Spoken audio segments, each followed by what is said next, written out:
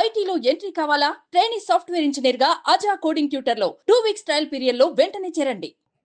ఇంకా దానికంటే చెప్పనా, ఇదే రోడ్లో మీ స్టూడియో రోడ్లో నేను కళ్యాణ్ బాబు గారు నా స్కూటర్లో ఎన్నిసార్లు తిరిగాము. మీ ఇద్దరు మంచి ఫ్రెండ్స్ కదా అప్పుడు. పవన్ కళ్యాణ్ గారు మీరు రాత్రి 6:30 7 గంటలకు ఫోన్ చేసేవాడు, ప్రకాష్ అర్జెంట్గా రా అనేవాడు. నా స్కూటర్ ఎక్కి ఆయన హెల్మెట్ పెట్టుకున్నాడు. అప్పటికే సుస్వాగతం, తర్వాత అక్కడమ్మ ఇక్కడబ్బాయి, గోకులంలో సీత. ఆయన ఎంత గొప్ప మనిషి అంటే, ఇక్కడ నుండి బయలుదేరి పద అనేవాడు. ఎక్కడికి వెళ్దాం, నేను చెప్తుంటా పద అన్నాడు.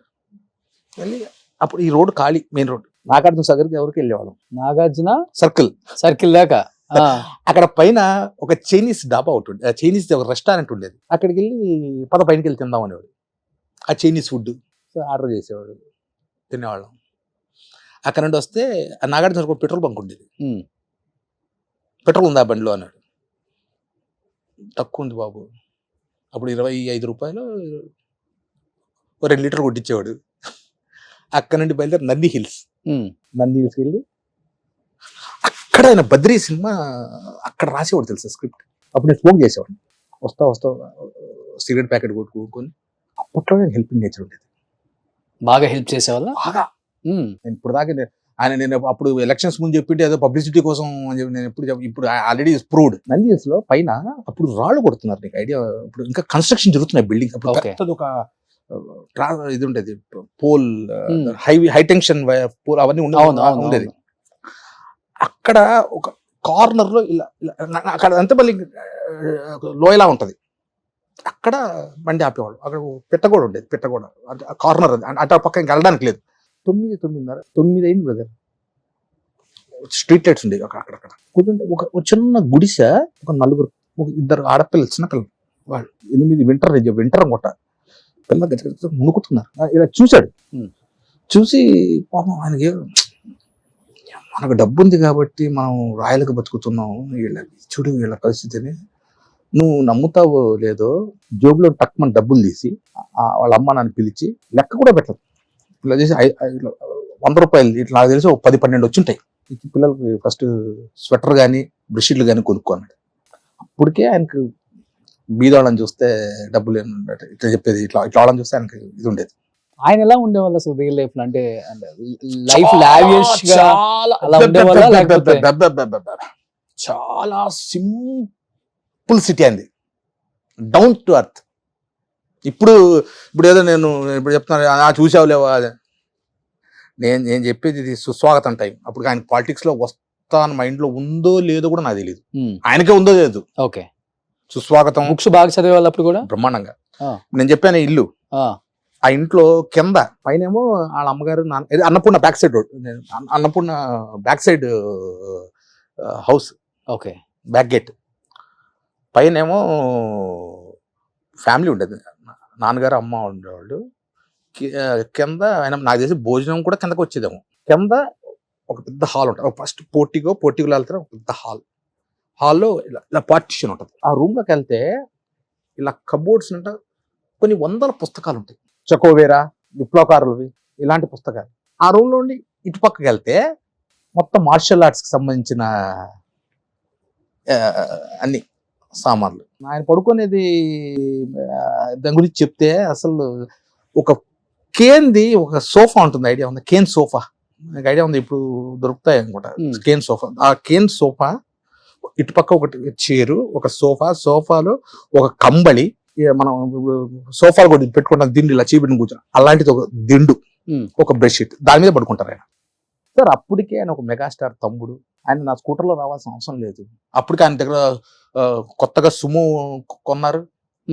చిరంజీవి గారి బెంజ్ కారు ఇక్కడే ఉండేది అనుకోండి. ఆయన ఆర్భాటాలకు ఎప్పుడు ఇంకా గొప్ప మనిషి తెలుసా, బద్రీ సినిమా చేస్తున్నాం అన్నపూర్ణ స్టూడియోలో ఫస్ట్ ఫ్లోర్ లో అనుకుంటా. బద్రీ సినిమా తన్నారా తారారా తర్రారా సాంగ్ ఉంటుంది, మీకు ఐడియా ఉందా? నేను ఒక పెద్ద అమ్మాయి గడపలో పెద్ద వీణ వాయిస్తాను. అవునవునవునవును. ఆ సాంగ్ అక్కడ చేస్తుంటే బయట వాళ్ళ గురించి ఎంత ఆలోచిస్తాడు అన్నదానికి నిదర్శనం ఇది. ఇప్పుడు అంటే ఇప్పుడు వదిలే. ఇలా పక్కన మేకప్ రూమ్లు ఉండేవి. బయటకు వస్తుంటే 2 కార్ యూనియన్ డ్రైవర్లు మాట్లాడుకుంటున్నారంట.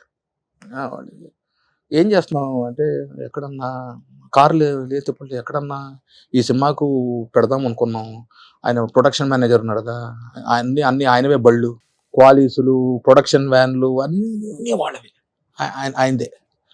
ఇది బాబు వ్యాన్ వెనకలు ఎందుకు విన్నాడు. ఇది కట్ చేస్తే రెండో రోజు ఈ బళ్ళన్నీ తీపిచ్చేసి మొత్తం యూనియన్ నుండి తెప్పించాడు బళ్ళు. ఆయన పులిహోర తింటే పులిహోర, ఆయన చికెన్ బిర్యానీ తింటే ఆయన ఉపవాసం అంటే ఉపవాసం ఉంటున్నాడు చెప్తున్నా. ఆయన ప్లేట్లో ఏ వస్తువు తింటున్నాడు అదే వస్తువు ఇక్కడ జూనియర్ ఆర్టిస్ట్ దగ్గర నుండి అప్ టు పెద్ద ఆయన వరకు కళ్యాణ్ బాబు అదే తినేవాడు. మాట్లాడటం కూడా చాలా తక్కువ కదా, మాట్లాడతారు, లిమిటెడ్. తక్కువ.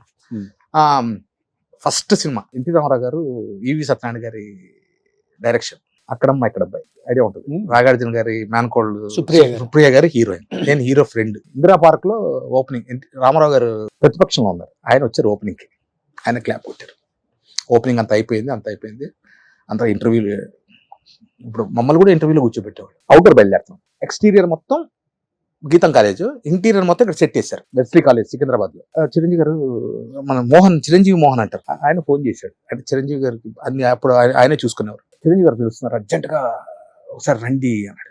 మాకు చిరంజీవి గారు అర్జెంట్గా పిలుస్తున్నారంటే అప్పుడు